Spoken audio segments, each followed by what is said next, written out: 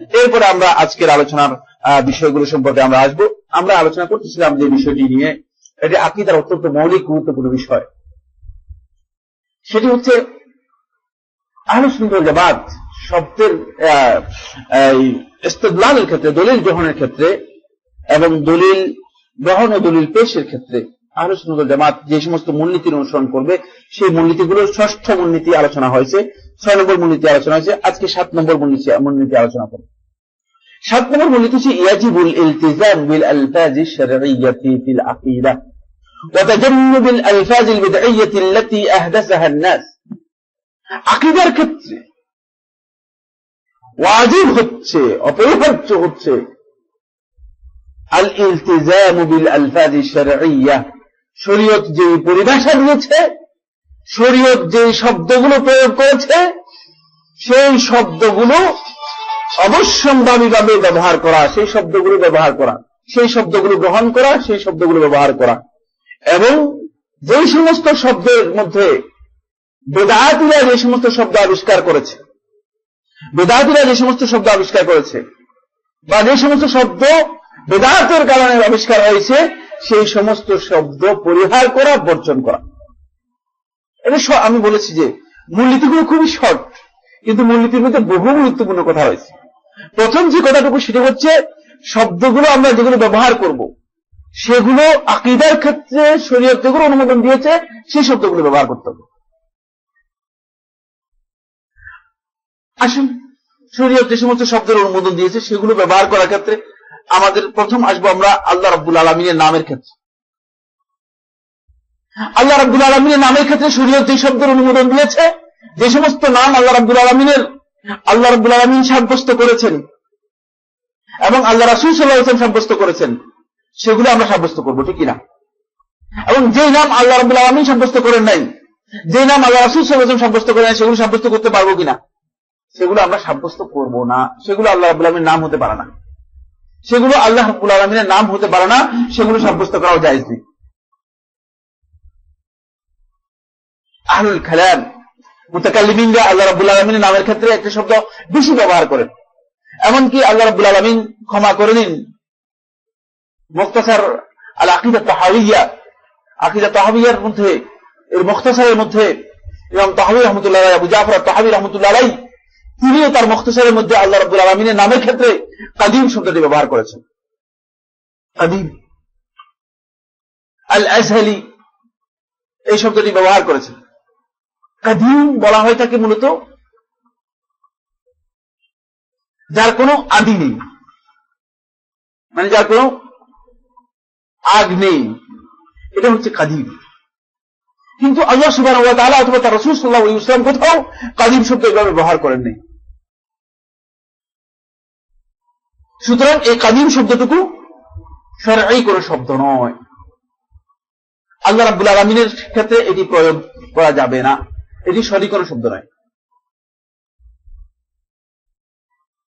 শাইখুল ইসলাম ইবনে তাইমিয়া রাহমাতুল্লাহ আলাইহি এই ধরনের শব্দ যেগুলো আল্লাহ রাব্বুল আলামিনের নামের ক্ষেত্রে অথবা আল্লাহ রাব্বুল আলামিনের পরিচয়ের ক্ষেত্রে যেগুলো মুবহাম, অস্পষ্টতা আছে, যেগুলোর মধ্যে প্রচ্ছন্নতা রয়েছে, যেগুলোর মধ্যে সুস্পষ্ট কোনো বক্তব্য নেই, এই ধরনের বক্তব্যের ক্ষেত্রে শাইখুল ইসলাম ইবনে তাইমিয়া রাহমাতুল্লাহ আলাইহি বলেছেন, যদি এই ধরনের শব্দ আসে, যে শব্দটা আসলে ইয়াহতামিলু আল মাদহ ওয়াল যাম, ইয়াহতামিলু আল খায়র ওয়াল শার, ইয়াহতামিলু আল হক ওয়াল বাতিল, যে শব্দের মধ্যে মানে প্রশংসার সম্ভাবনা আছে, আবার তিরস্কারের সম্ভাবনা আছে, যে শব্দের মধ্যে হক রয়েছে, বাতিল রয়েছে, যে শব্দের মধ্যে মানে পক্ষ রয়েছে, বিপক্ষ রয়েছে, যে শব্দের মধ্যে ভালো রয়েছে, মন্দ রয়েছে, এই ধরনের শব্দের ব্যাপারে প্রয়োগ করা আল্লাহ রাব্বুল আলামিনের ক্ষেত্রে ততক্ষণ পর্যন্ত জায়েজ নেই যতক্ষণ পর্যন্ত ইস্তিফসার না করা হবে যে তুমি এটা দিয়ে কি উদ্দেশ্য করো।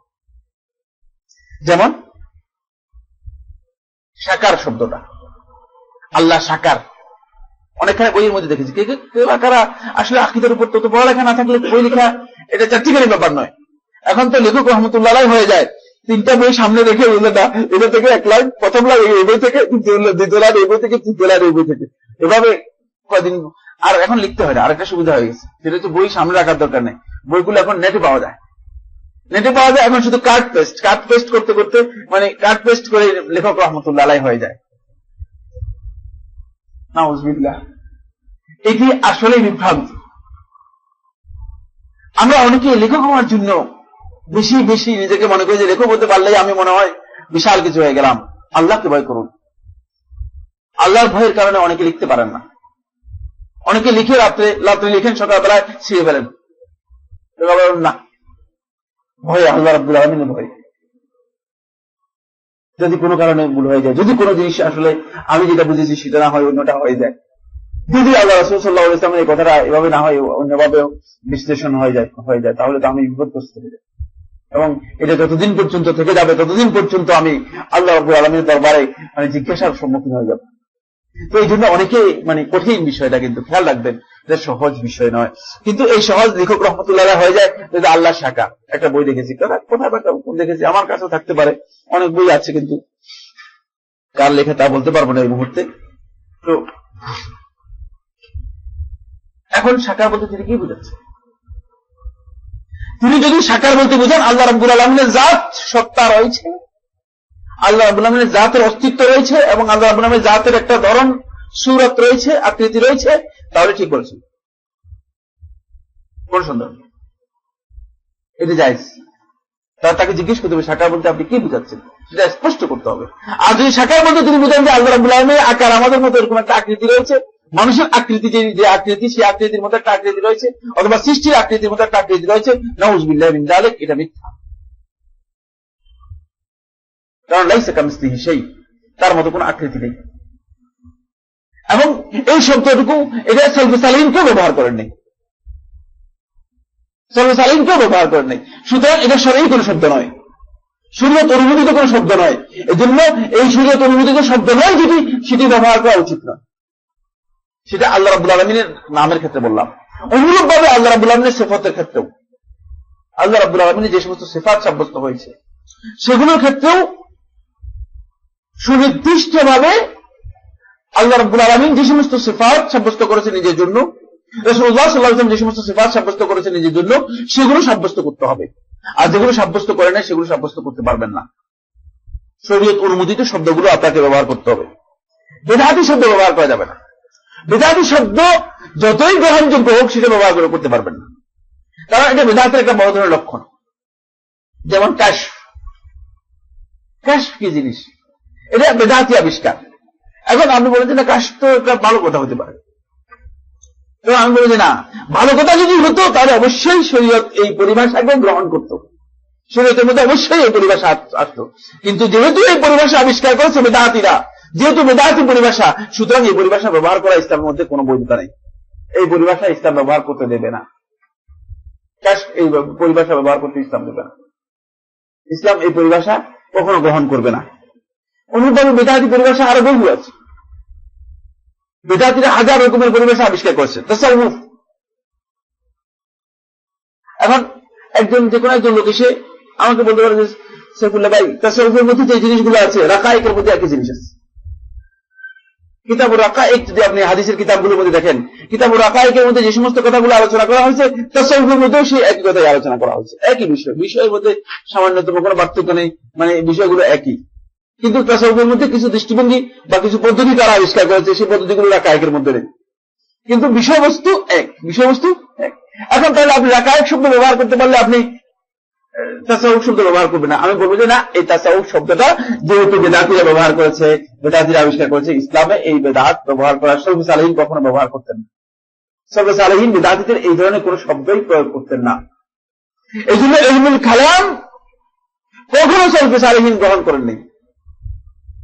ইলমুল কালামের ব্যাপারে ইমাম শাফিঈ রাহমাতুল্লাহ আলাইহি তিরস্কার করেছেন, ইলমুল কালামকে নিন্দাবাদ করেছেন, নিন্দা জানিয়েছেন। ইলমুল কালামকে ইমাম আহমদ ইবনে হাম্বল রাহমাতুল্লাহ আলাইহি নিন্দা জানিয়েছেন। সমস্ত সালফে সালেহিনদের মধ্যে যারা সত্যিকার হাদিসের এবং সুন্নাহর অনুসারী ছিল, এরা কেউ ইলমুল কালামকে সমর্থন দেন নাই। যেহেতু ইলমুল কালামটা বিদআতিরা আবিষ্কার করেছে, এই জন্য ইলমুল কালামকে কখনো গুরুত্ব দেন নাই এবং কালামের এই বিষয়টি নিয়ে কখনো তারা আলোচনা করেন নাই। বরং তারা ইলমুল কালামের বিপরীতে তাওহীদ আলোচনা করেছেন, যেহেতু তাওহীদ সালফে সালেহিন আলোচনা করেছেন।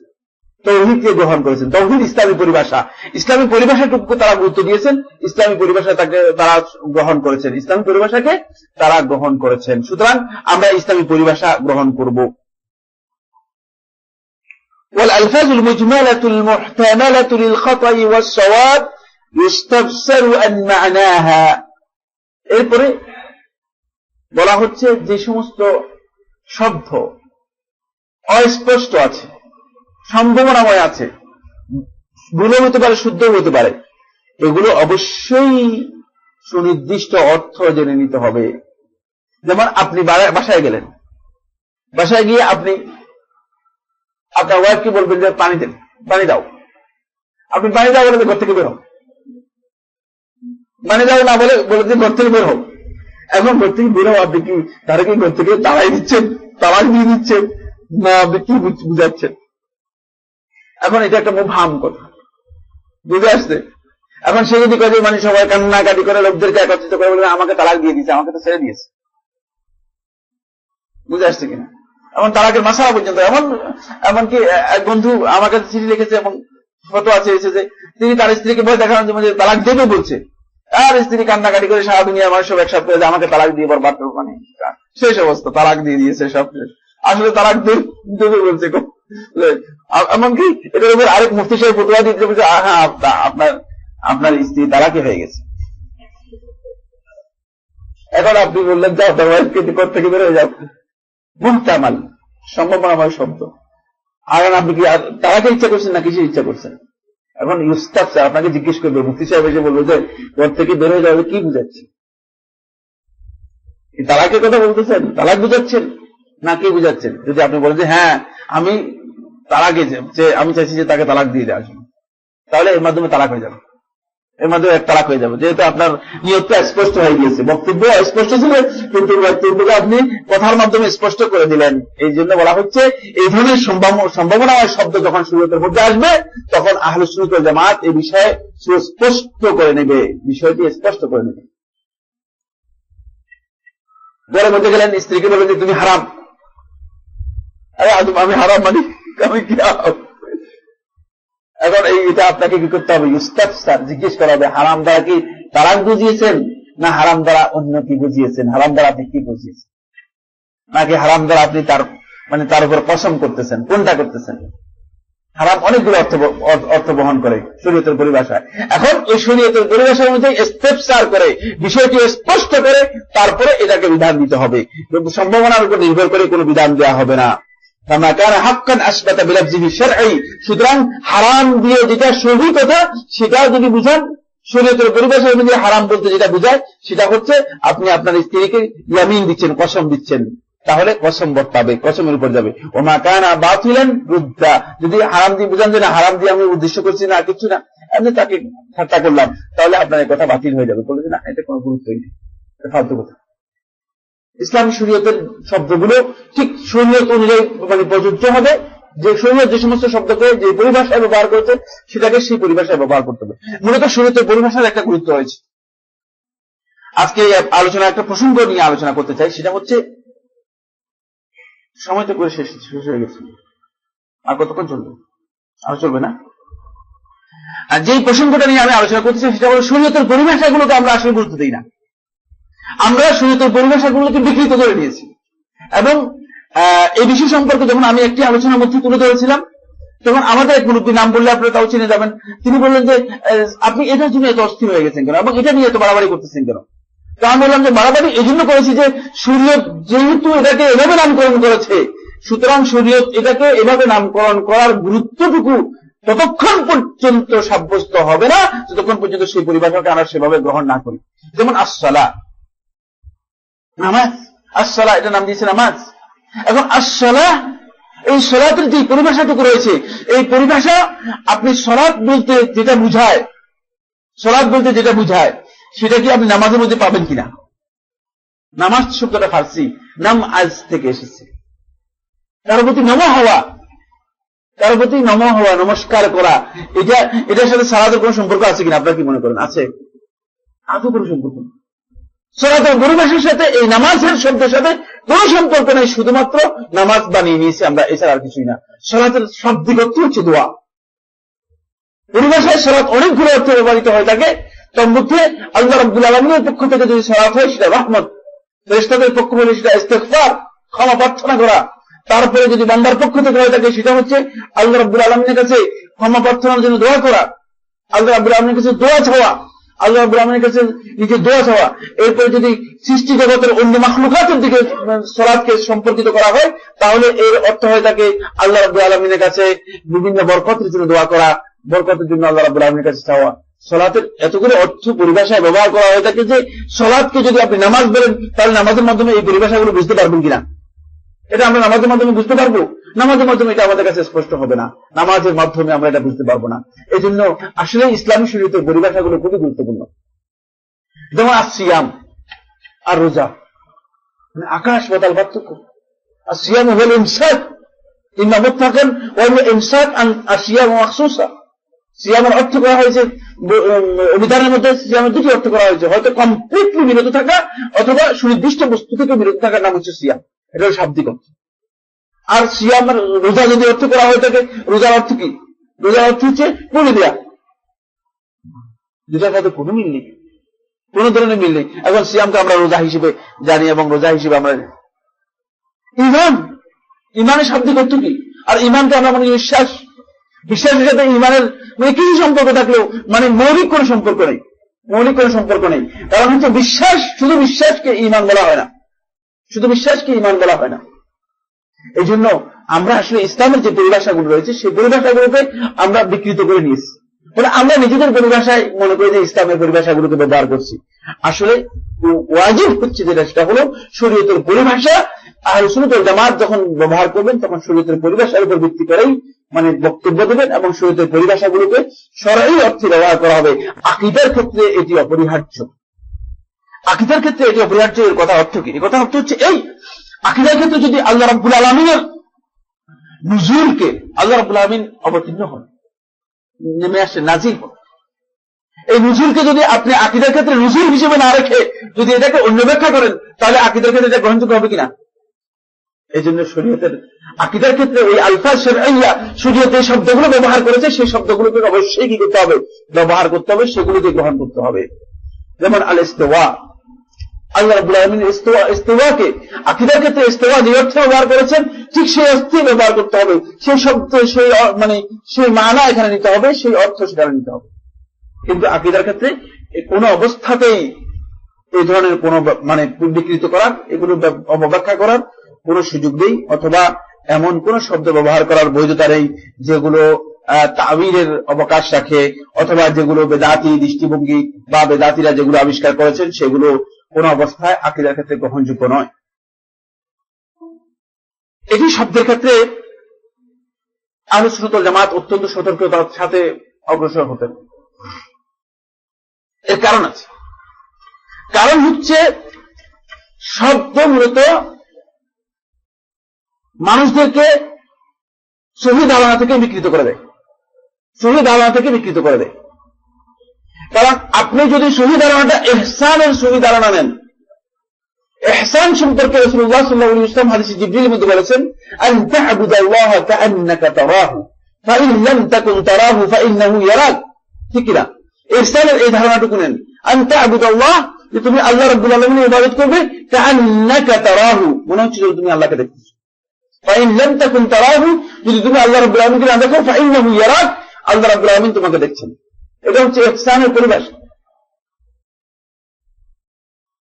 এখন ইহসানের এই পরিভাষাকে যদি আপনি সুফিবাদীদের পরিভাষায় নিয়ে আসেন, বলেন যে মুরাকাবা, মুরাকাবায় কিন্তু সুফিবাদীরা ইহসানের এই পরিভাষা ব্যবহার করে না, এবং সুফিবাদীদের মূলত এটা উদ্দেশ্য নয়। মুরাকাবার মধ্যে সুফিবাদীদের উদ্দেশ্য এটি নয়। মুরাকাবার মধ্যে সুফিবাদীদের উদ্দেশ্য হচ্ছে তারা মুরাকাবার মধ্যে ওই বৌদ্ধ ধর্মের যে ধ্যান আছে সেই ধ্যান তারা করে থাকে। সুনির্দিষ্ট কোন বিষয়ে ধ্যান করে একটা অনির্দিষ্ট বিষয়ে পৌঁছাটা হচ্ছে মুরাকাবা। যেমন পিসাবের ধ্যান করবেন, পিসাবের ছবির উপর আপনি চোখ বন্ধ করে পিসাবের ছবির উপর আপনি খুব ধ্যান করবেন। এই চোখ বন্ধ করে ধ্যান করতে করতে করতে করতে ঈশ্বর বলে দিয়েছে যে যত বেশি আমার উপর ধ্যান করতে পারবে, তত বেশি মানে আস্তে আস্তে কাশফ হতে হতে তুমি আল্লাহ রাব্বুল আলামিনের দানে চলে যাবে, আল্লাহ রাব্বুল আলামিন তোমার কাছে দেখা দিবে। এটা হচ্ছে মুরাকাবা। এই মুরাকাবা আর ইহসান এক জিনিস কিনা? এখন একজন এসে যদি আপনাকে বলে যে ইহসান আর মুরাকাবা তো ভাই একই জিনিস, আমি বলবো যে না, শরীয়তের পরিভাষা ইহসান, এটাকে ইহসান রেখে দেন, এটাকে মুরাকাবা ব্যবহার করবেন না। এটা যেহেতু শরীয়ত মুরাকাবা হিসেবে উল্লেখ করেনি, সুতরাং এটা মুরাকাবা নয়।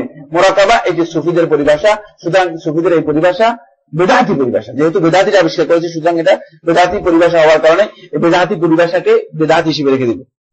যেমন একটা বেদাতি পরিভাষার কথা আমি আপনাদের কাছে বলেই আমার আজকের আলোচনা ক্লোজ করে দিতে যাবো। সেটা হচ্ছে একটা পরিভাষা আছে আধ্যাত্মিকতা। এটা কি পরিভাষা? আসলে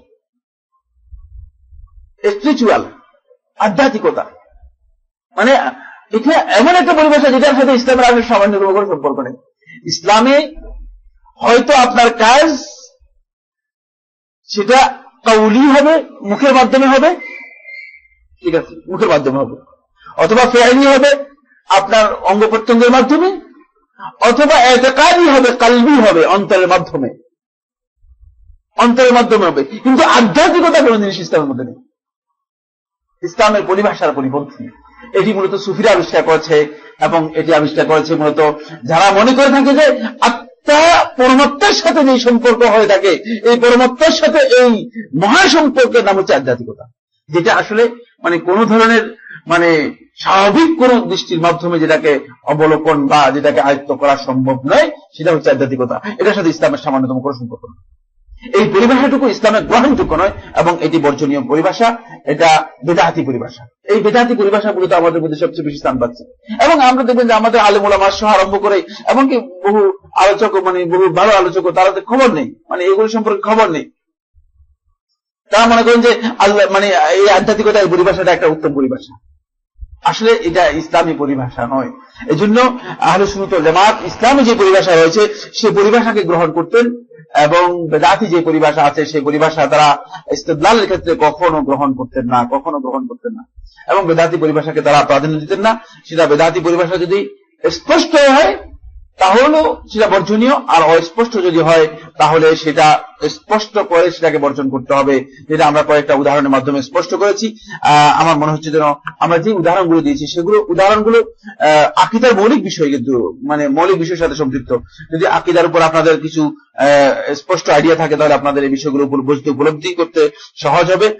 আমরা আজকে এই 7 নম্বর যেই মূলনীতি রয়েছে সেই মূলনীতির উপর আলোচনা করেই আরেকটি পয়েন্ট আছে, কিন্তু এই পয়েন্টটা লম্বা, মানে আবার আমাকে রিপিট করতে হবে যদি আলোচনা করতে হয়। সেটা হচ্ছে ইসমাতুল আম্বিয়া ওয়ার রসুল, রসুল এবং নবীদের যে ইসমাত রয়েছে, নবী এবং রাসূলরা যে নিষ্পাপ, এটা অনেক দীর্ঘ আলোচনা রয়েছে। এই সম্পর্কে আহলে সুন্নাত ওয়াল জামাতের যে মূলনীতি রয়েছে সেই মূলনীতির উপর আলোচনাটি মানে যদি শুরু করি তাহলে আমরা শেষ করতে পারবো না। এজন্য আজকে আর শুরু না করে যদি কোনো প্রশ্ন থাকে ইনশাআল্লাহ আমরা প্রশ্নের উত্তর দিব। আল্লাহ রাব্বুল আলামিন আমাদের সবাইকে তৌফিক দান করুন। ওয়া আখিরু দাওয়ানা আলহামদুলিল্লাহি রাব্বিল আলামিন। আমরা আর কোনো প্রশ্ন নিব না, অনেক প্রশ্ন জমে গেছে, আর কোনো নতুন প্রশ্ন নিব না।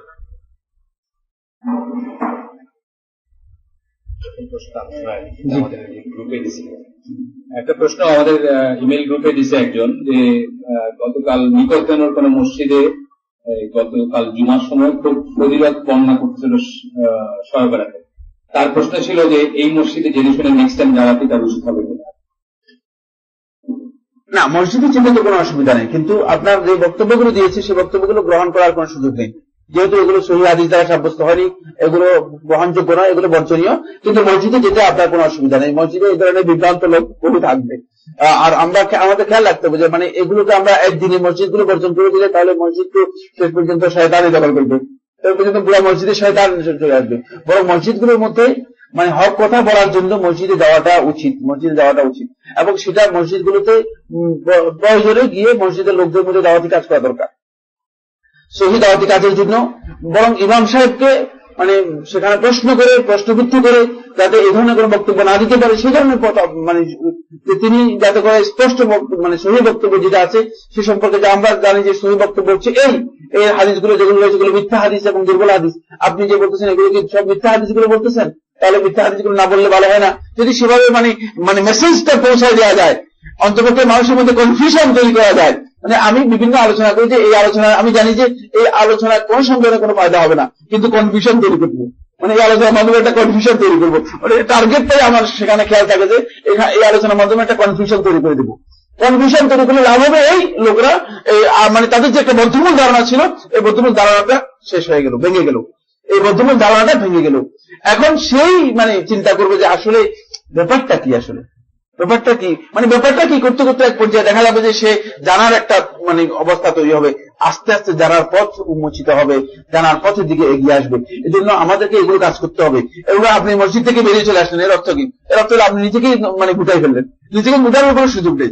আমরা মসজিদ থেকে বেরিয়ে আসবো এটার সুযোগ নেই, আমরা মসজিদে যাবো, মসজিদে কাজ করব, মসজিদে দাওয়াতি কাজ করব, এটাই হচ্ছে আমাদের মূলত কাজ এবং সেটাই চেষ্টা করা দরকার। আসসালামু আলাইকুম। ওয়ালাইকুম সালাম। সহিহ হাদিস দ্বারা ইতিমধ্যে এটা সাব্যস্ত যে আল্লাহ সর্বহারা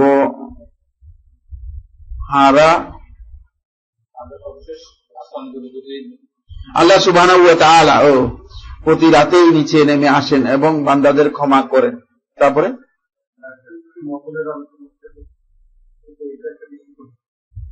হ্যাঁ আল্লাহ রাব্বুল আলামিন, হ্যাঁ এটা সহিহ হাদিস দ্বারা প্রমাণিত, কোনো সন্দেহ নেই, এটা সহিহ হাদিস দ্বারা প্রমাণিত যে আল্লাহ রাব্বুল আলামিন মানে দুনিয়ার আসমানে নেমে আসেন রাতের শেষ তৃতীয় প্রহরে, এটা আল্লাহ রাব্বুল আলামিন নেমে আসেন এবং মানুষদেরকে ক্ষমা করেন।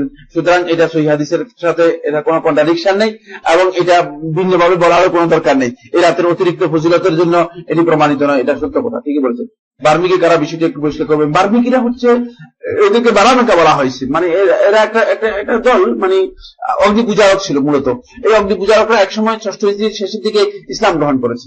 অগ্নি পূজারকরা এরা বেশিরভাগই হয়তো ইরান বা ইরানের আশেপাশে কোন এলাকা থেকে তারা ইসলাম গ্রহণ করেছে পরবর্তী সময়ে।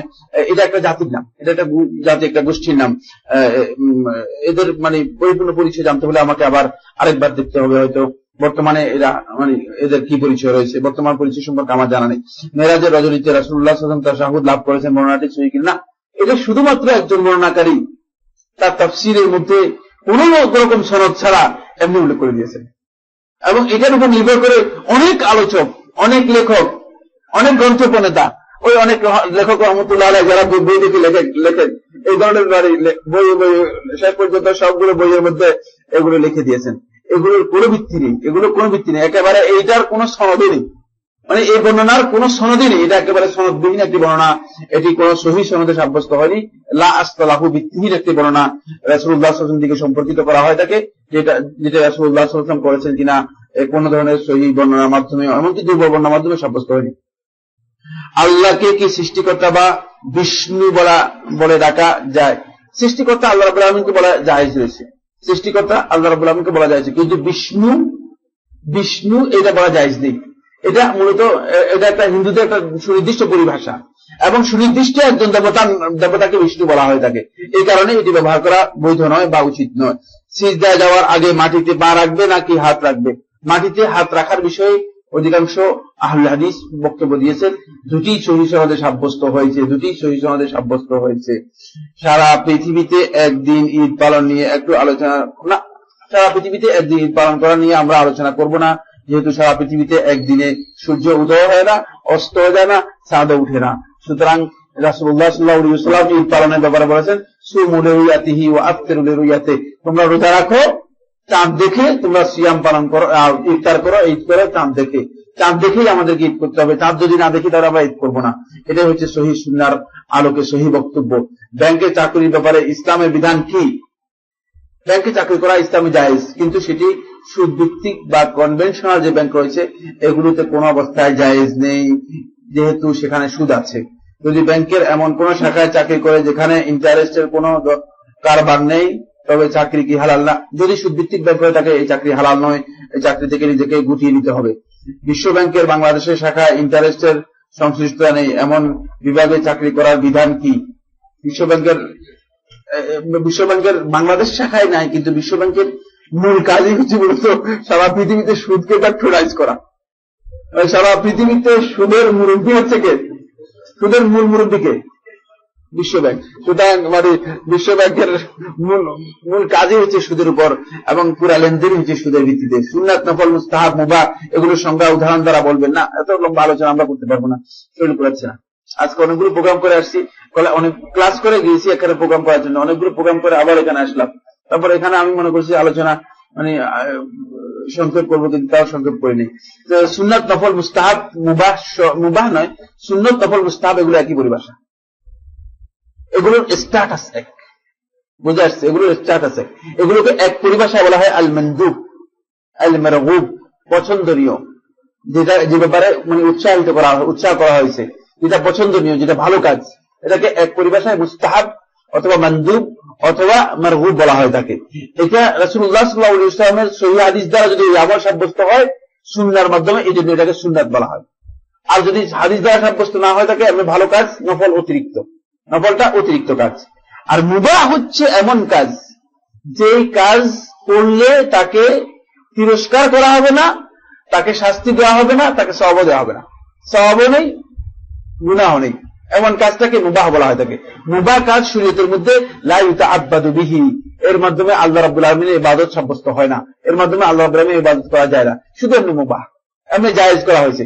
বান্দাদের উপর রহমত দয়া করার জন্য, বান্দাদেরকে আল্লাহ রাব্বুল আলামিন বিশেষ করে অনুগ্রহ করার জন্য মূলত মুবাহ করেছেন। মুবাহ যেটা জায়েজ, মানে এই কাজটুকু বান্দাদেরকে শুধু মানে যাতে করে বান্দাদের উপর কঠিন না হয়, সহজ করার জন্য, যাতে বান্দারা বিপদে না পড়ে, এই জন্য একটা পথ তাদের জন্য রেখে দিয়েছেন, সেটা হচ্ছে মুবাহ। মানে এই মুবাহ কাজ, যেমন যে সমস্ত কাজগুলো আছে সেগুলো হচ্ছে মানে যেগুলো হালাল জায়েজ কাজ, সেগুলো যেমন তালাক দেয়া, একটা তালাক না দিলে যদি তালাককে যদি মুবাহ না করা হতো তাহলে কত বিপদ হয়ে যেত জানতেন কিনা? কারণ কোন একজন ব্যক্তি যদি মানে বিয়ে করে একটা বিপদের মধ্যে পড়ে যায়, তাহলে সেই বিপদ থেকে বের হওয়ার একটাই পথ, সেটা হচ্ছে কি তালাকের মাধ্যমে বেরিয়ে আসতে পারবে। এই জন্য তালাককে ইসলামী শরীয়তের মধ্যে মুবাহ করা হয়েছে, জায়েজ করা হয়েছে। বাসায় নিম্নরূপ কিছু বই আছে, নিয়ামুল কোরআন, এটা ভালো বই, মিথ্যা কথা, অধিকাংশ মিথ্যা বই, আর অধিকাংশ মিথ্যা বর্ণনার মাধ্যমে রয়েছে, নিয়ামুল কোরআন নাম দিয়েছে, কিন্তু নিয়ামুল কোরআন নয় আসলে এটা, এর মধ্যে যথেষ্ট গলত রয়েছে, যদি সহিহ না জানা থাকে এগুলো পড়া উচিত না।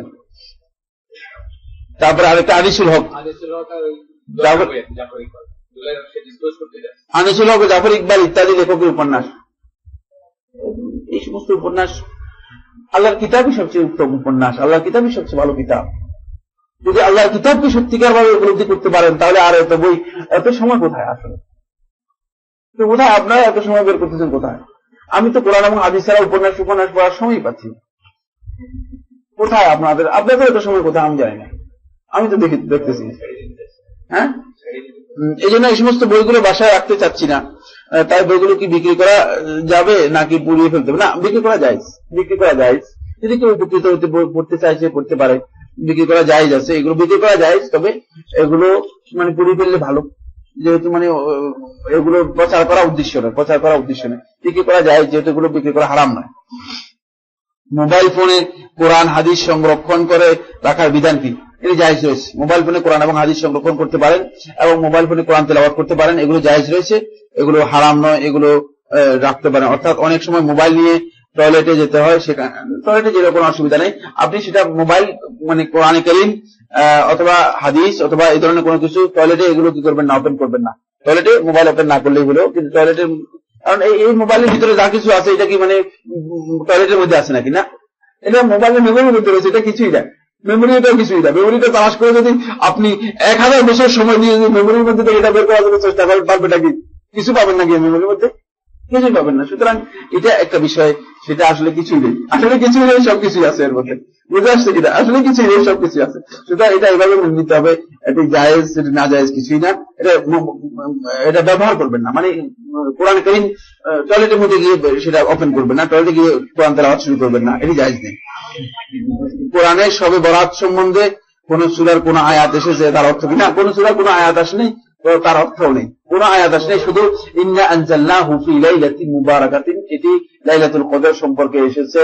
যদি কোনো গাধায় বলে যে কোরআনে কারীম লাইলাতুল কদরের শবে বরাতে নাযিল হয়েছে, তাহলে আমি বলবো যে এটা পৃথিবীর সবচেয়ে নিকৃষ্টতম গাধা, ঠিকই আছে, বুঝে আসছে? এটা আলী ইবনে আবি তালেবের যে গাধার বর্ণনা রয়েছে আল কাফির মধ্যে, এর চেয়ে নিকৃষ্টতম গাধা, বুঝে আসছে? কারণ হলো মানে কোরআনে কারীমের এই বক্তব্য থেকে স্পষ্ট যে লাইলাতুল কদর হচ্ছে লাইলাতুল মুবারাকা, এটা কোন ধরনের বিভ্রান্তির কোন সুযোগ নেই।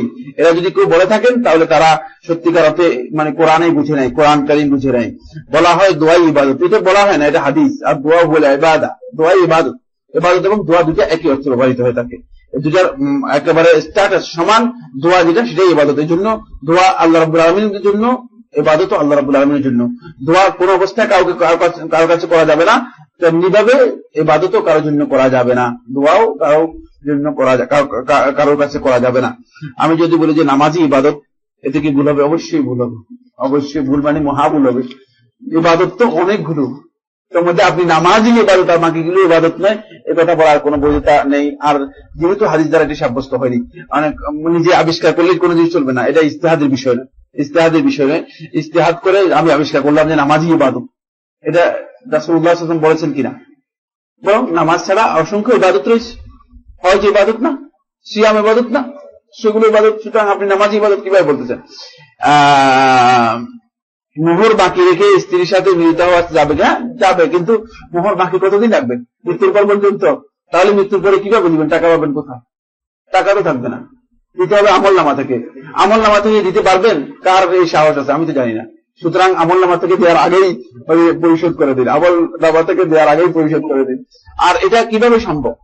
এটা কিভাবে সম্ভব? মানে স্ত্রীর হকটা আপনি মানে মানে একেবারে বেমালুম ভুলে, মানে স্ত্রীর হকটা বেমালুম ভুলে আছেন, এরপরে আপনি মনে করতেছেন যে না, মানে স্ত্রীর যতটুকু স্ত্রীর অধিকার আছে সবগুলো অধিকার আপনি স্ত্রীর কাছ থেকে আদায় করে নিচ্ছেন। এটা কিভাবে হতে পারে? এটা উচিত নয়। বরং বিয়েটা মানে মোহরটা যথাসময়ে আদায় করে দেয়া এবং সময় মতো আদায় করা, সেটা ওয়াজিব।